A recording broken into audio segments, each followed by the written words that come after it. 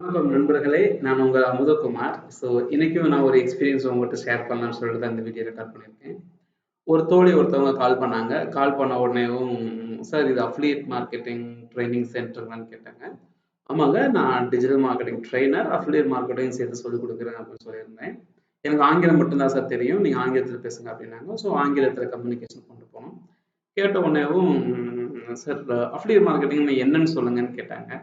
நான் அஃபிலியேட் மார்க்கெட்டிங்னா என்னங்கிற விஷயத்தை எடுத்து சொன்னேன். இந்த மாதிரி அடுத்தவங்களுடைய ப்ராடக்ட்டை ஆன்லைனில் ப்ரமோட் பண்ணும்போது உங்களுக்கு ஒரு கமிஷன் ஷேர் கொடுப்பாங்கம்மா, அந்த சிஸ்டம் தான் அஃபிலியேட் மார்க்கெட்டிங் சொன்னேன். இப்போ அவங்க வந்து எனக்கு அது தெரியும் சார், பட் அஃபிலியேட் மார்க்கெட்டிங் பற்றின டீட்டெயிலான விஷயங்கள் சொல்லுங்கள் அப்படின்னாங்க. சொல்லி முடிச்ச உடனே அடுத்த கேள்வி கேட்டாங்க. ரைட், அந்த கேள்வி கேட்டோடனே அப்போ நான் சொன்னேன், ஆமாம் நான் அஃபிலியேட் மார்க்கெட்டிங் பற்றி டீட்டெயிலாக சொல்லவா இல்லை என்னன்னு கேட்டப்போ, இல்லை சார் எனக்கு டிஜிட்டல் மார்க்கெட்டிங்கும் அஃபிலியேட் மார்க்கெட்டிங் வேறு வேறையா இல்லை ஒன்றான்னு சொல்லுங்கள் அப்படின்னாங்க.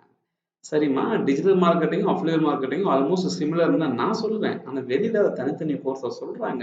ஏன்னா டிஜிட்டல் மார்க்கெட்டிங் அப்படின்னா உங்களுடைய ப்ராடக்ட்ஸை நீங்களே ப்ரொமோட் பண்றது.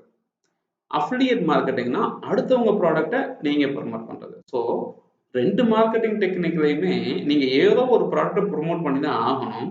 ப்ரொமோட் பண்றதுக்கு யூஸ் பண்ணக்கூடிய டெக்னிக்ஸ் என்னென்ன? SEO, social media optimisation, SMO, paid கேம்பெயின்ஸ்னு எடுத்துட்டோம்னா கூகுள் அட்வர்டைஸ்மெண்ட், ஃபேஸ்புக் அட்வர்டைஸ்மெண்ட், அதே மாதிரி இருக்கக்கூடிய search engine marketing and social media marketing platform பயன்படுத்தி நீங்க பண்ணணுமா.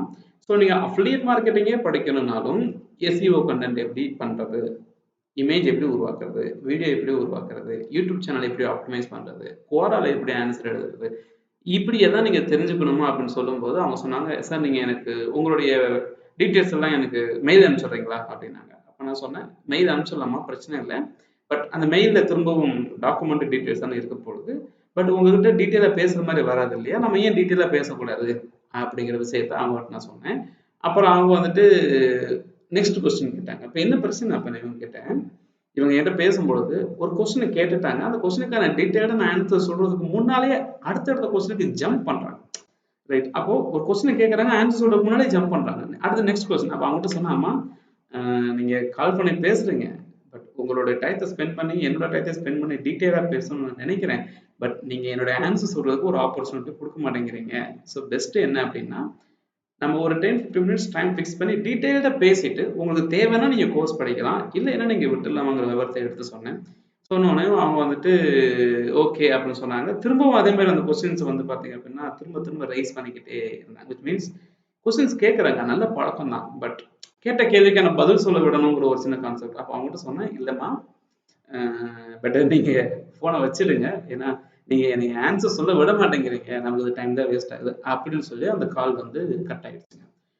ஓகே, ஒரு லீடு எனக்கு கிட்ட கோர்ஸ் படிக்க வராங்க, இல்லை ஒரு பிஸ்னஸ் பர்பஸ்க்காக வராங்க. பட் அவங்களுடைய காலை வந்து இப்படி நான் சொல்லி கட் பண்ணிட்டேன்.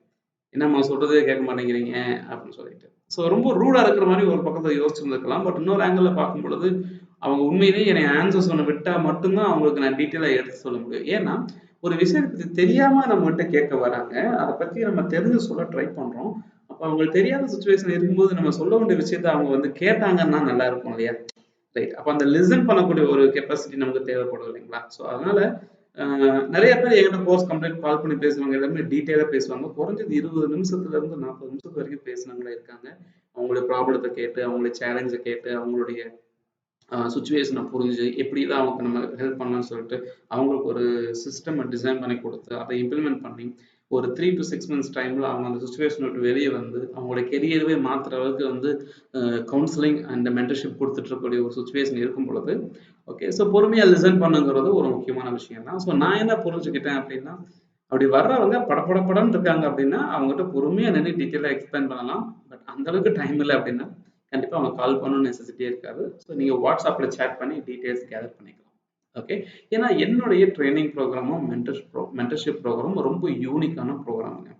ரைட், ஒருத்தவங்களுடைய பிரச்சனையை புரிஞ்சுக்கிட்டு அவங்க பிரச்சனைக்கு ஏற்ற மாதிரி ஒரு சொல்யூஷன் தான் நான் என்னோட ட்ரைனிங் ப்ரோக்ராம்ஸை டிசைன் பண்ணியிருக்கேன். ஓகே, காலையில இருந்து சாயங்காலம் வரைக்கும் அல்ட்ரா பிஸி, எனக்கு டைமே இல்லை, நான் ட்ராவல் பண்ணக்கூடிய ஒரு ஆள், எனக்கு வந்து லேட் நைட் தான் வீட்டுக்கு வருவேன்னு சொல்கிறவங்களுக்குமே என்னுடைய WhatsApp driven digital marketing course நான் டிசைன் பண்ணியிருக்கேன்.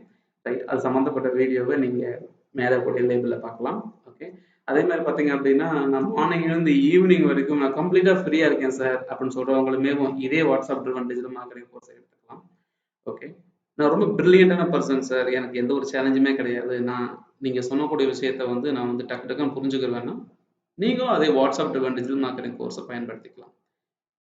எனக்கு வந்து ரொம்ப லாங் டெர்ம் சப்போர்ட் வேணும் சார். எனக்கு ரொம்ப பயமா இருக்கு. அப்படி எனக்கு நம்பிக்கை இல்லாம இருக்கு அப்படின்னு நினைச்சீங்க அப்படின்னா, உங்களுடைய கான்ஃபிடன்ஸ பூஸ்ட் பண்ணி ஒரு ஆப்பர்ச்சுனிட்டி உருவாக்குறதுக்கு என்னுடைய digital marketing mentorship programme with WhatsApp driven digital marketing course நீங்க எடுத்துக்கலாம்.